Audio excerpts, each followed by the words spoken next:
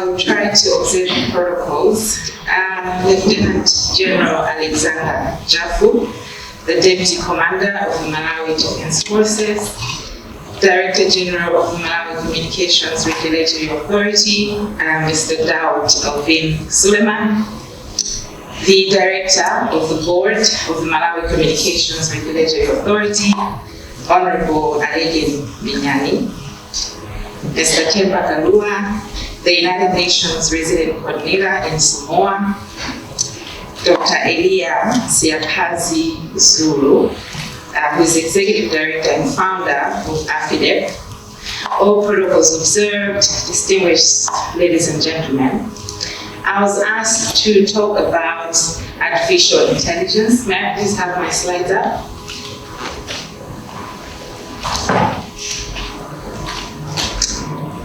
And so the way I'm going to structure my discussion this morning is to bring you to relate with AI, hoping that you've all at some point have interacted with artificial intelligence. And then I'll go into a little bit of the history of AI before I can define AI. So I'm being a little bit disruptive, but we have to be disruptive. And then I'll take you through some of the applications in which artificial intelligence can be used for security and for development. So I wanted to start off by checking in by show of hands, how many of you on a daily basis interact or get to use any two of the platforms that you see on the screen? At least two.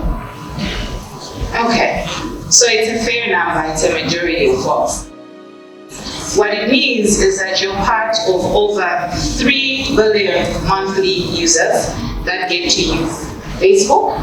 You're also probably part of 2.5 billion users that use YouTube, and you could go on and on. And if you get to use any one or two of these platforms, then you have benefited from using artificial intelligence, although probably you did not know, or although it has been implicit. What I mean by that is, when you go to YouTube, if you watch 2 or 3 videos, have you ever wondered that the next moment it will be making a recommendation for you to watch a video that is very relevant to the previous ones that you watched? Or indeed, has it ever happened to you that you just had a conversation with someone, you mentioned about somebody, and they show up on your Facebook feed as people you might need to add? Anybody experience that? Pamela, you're laughing? Yeah, in fact, just last week, I was discussing my talk with a friend, and I mentioned to them that, it's a convening by the National Defense Force College, and our conversation spiraled, General, to talk about Operation Windsor. And we threw out some names of some army generals that were involved at the time. And the next day, this friend called me, and they were like, "Can you believe it? We mentioned XYZ, and they came up on my timeline as somebody that I might need to add. Is somebody listening to us?" But when I say, well, your Facebook is listening to you, right? So that's like an example of how you've probably benefited from AI, knowingly or unknowingly, because the systems are meant to be intelligent enough to understand the content you like and to personalize the feeds and the content that you get. And so, in case you have not experienced AI, you still feel like, I don't think I have. I've got a message that I wanted to share with you from this morning, from this interesting gentleman. Please play it. Mulabwanji, Malawi. This is Donald Trump, your favorite president of the United States. I'm thrilled to be here in Malawi, an incredible country, at the Bingu International Conference Center, beautiful place, and meeting Rachel Sibande. I'm going to visit Lake Malawi later and eat chambo too. Thank you, Malawi. You're doing a great job. Wow. So, full disclosure, Donald Trump does not know me. This is AI generated.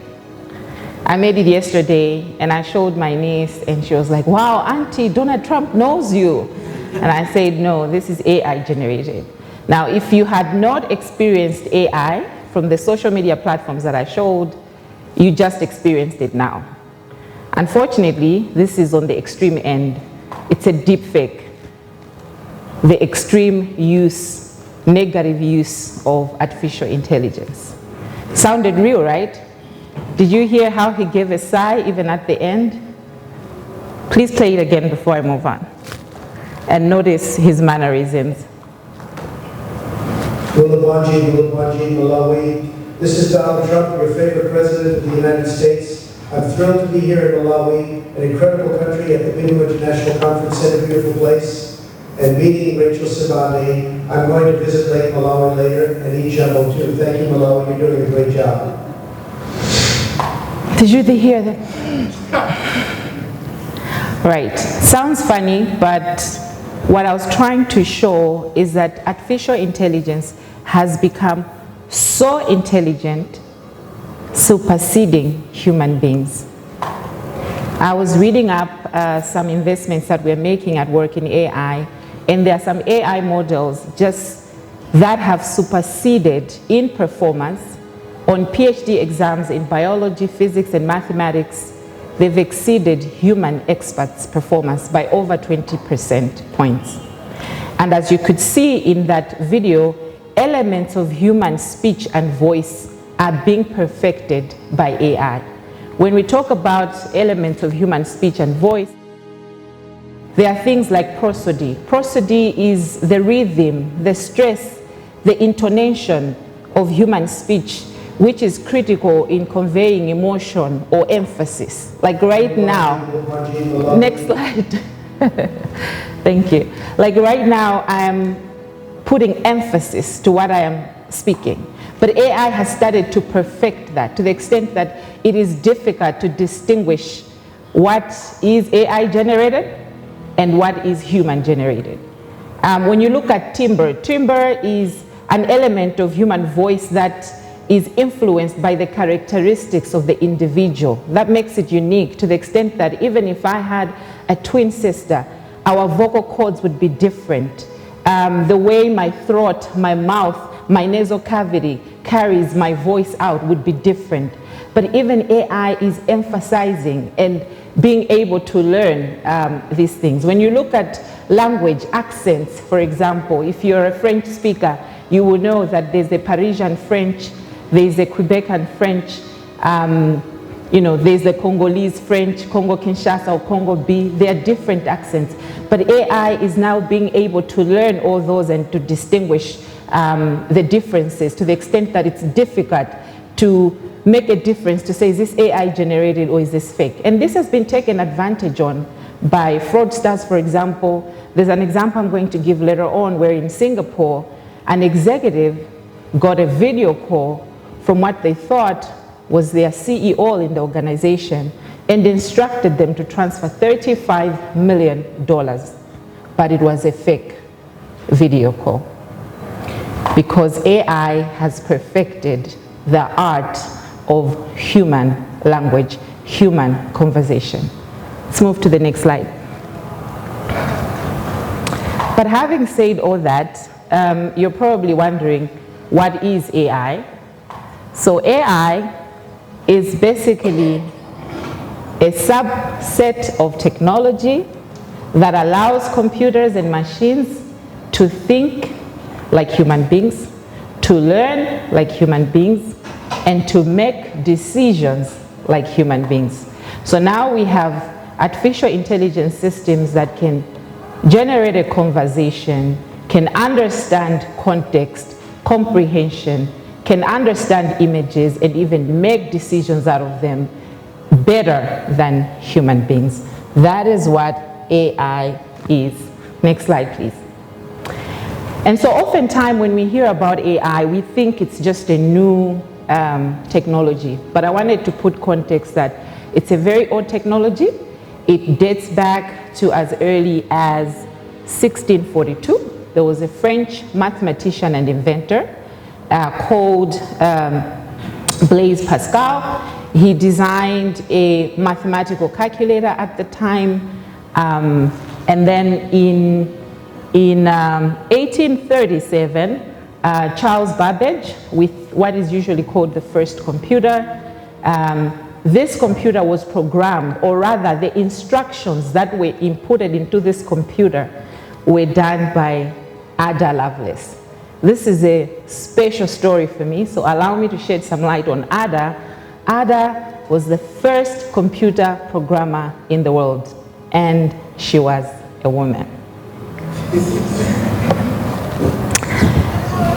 Well, if you didn't know, take a pause. The first computer programmer was a woman. And because this is a military conference, you'd be interested to know that in 1980, the US Department of Defense named a programming language after Ada. And they still use it in critical systems like aviation and military applications. So, to all the women in the room, in the space, we can belong. There was Ada that went ahead of us.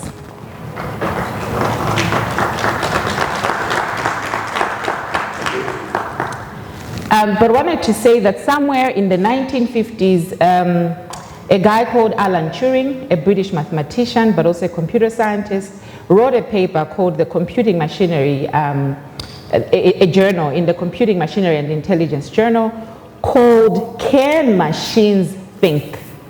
So in that paper, he put out what is called the Turing test, which was basically very progressive, a measure of can a machine think like a human being? And that is why he is called the father of artificial intelligence. Anyway, fast forward 2022, we have ChatGPT. So if you ever think AI is new, it's a very old art of technology. When I went to undergrad, I was taught by a Mr. Mbendera somewhere in 2002-03, AI was already a module in our university. So it has been there. It's just that right now, it's advancing at a very fast level. Next slide, please. So in terms of some compelling AI statistics that I wanted to share, why we should be paying attention, this is a market that is set to reach $1 trillion by 2030.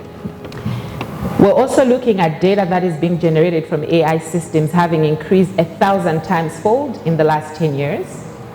And finally, one of the most heard conversations around AI is the fact that we're going to lose 85 million jobs. But I bear good news in that AI is also going to create 97 million jobs. All we have to do is reskill and upskill. So it's just the jobs will change. We'll have social media anthropologists, AI engineers, more data scientists. We just have to upskill. Next slide.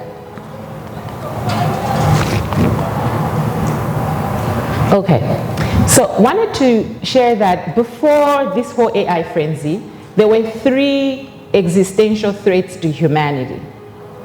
Sadly, for me as a tech enthusiast, AI has been added to those 3. Now apparently there are 4. Obviously, pandemics, we've all seen how a small virus can ravage the whole universe and kill millions of people. Nuclear weapons, it is said that we have enough nuclear weapons to wipe out the whole world. Climate change, the increasing and rapid change in the environment could make the world an unlivable place. And sadly, AI has been added to an existential threat of humanity, because if these machines and systems become so intelligent more than human beings, either intentionally or otherwise, the question is, what would be the implications of that to humanity? So we have to take charge and control the narrative. We have to take charge before it controls us. So what I wanted to intimate is, we gotta pay attention to AI, because you blink, you lose. You blink, you snooze, it takes charge. And we don't want that. We want to be in control. So, there are a number of global trends in AI. We know about the US National Initiative Act.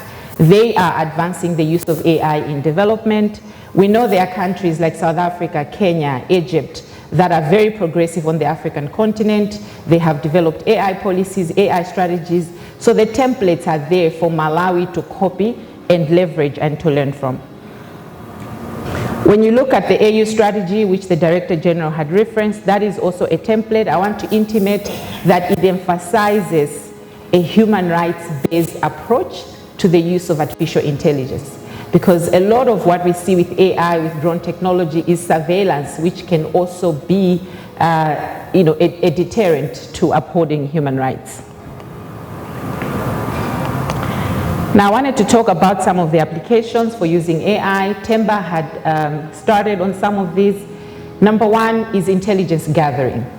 Using AI, you can gather intelligence, either online or even offline, understanding sentiments, even in local language.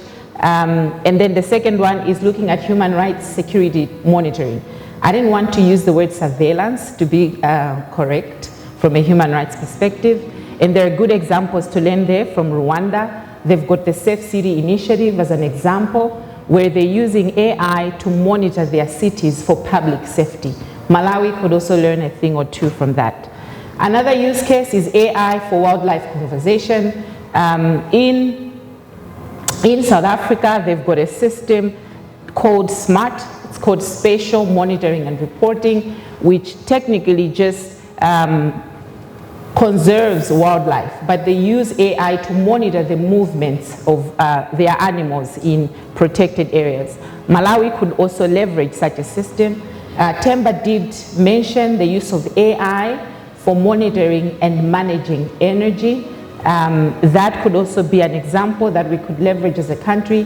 Rwanda is doing quite well to use AI to monitor and optimize energy consumption. Cybersecurity and fraud is another. I did mention about the Singaporean example of where an executive transferred $35 million because of a fake video that they thought was coming from their CE. Think of it with our central banks and other national assets. You would want to put in mechanisms to make sure that such occurrences should not happen. There are lessons that we could learn to bolster our cybersecurity systems by leveraging artificial intelligence. Mobile money, we know that we have a new mobile money company at Zomba Central Prison, as I understand.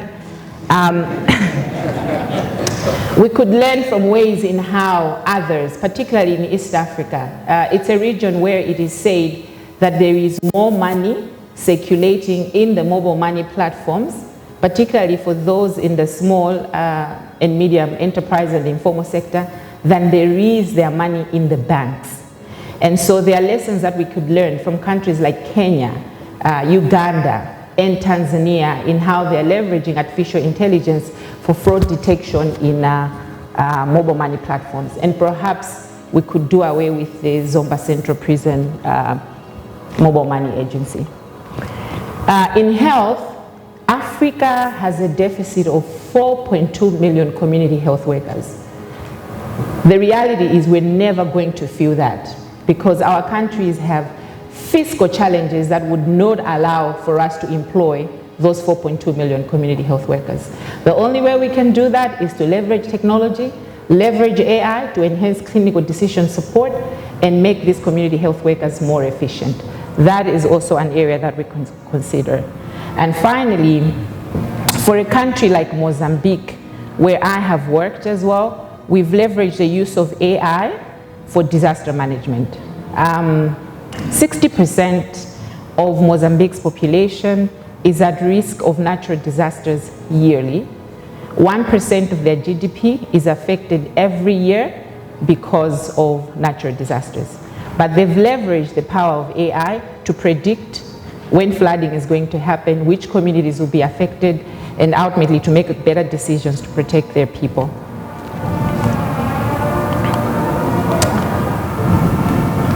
Well, there will be challenges. Ethics and bias is one issue. When you're looking at surveillance mechanisms, issues of bias because of the color, there are some systems that will penalize people of a certain color more than others. Those issues need to be looked into. Ensuring that there is technical infrastructure that is in place to enable AI-driven solutions is ideal.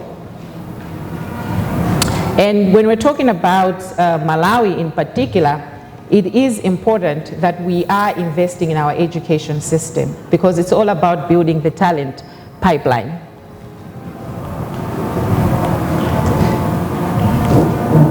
Okay. I think this is not working for me, so I'll just finish to say that regional collaboration will be key. There's a lot of lessons that we can learn from others, both in Africa and the globe. For example, there's a global partnership on AI. There are a lot of donors that are making investments in supporting countries to build policies and strategies to advance AI. These Malawi has to leverage because, like I said, we blink, we lose, and AI takes charge. There's a role that we can play. Thank you.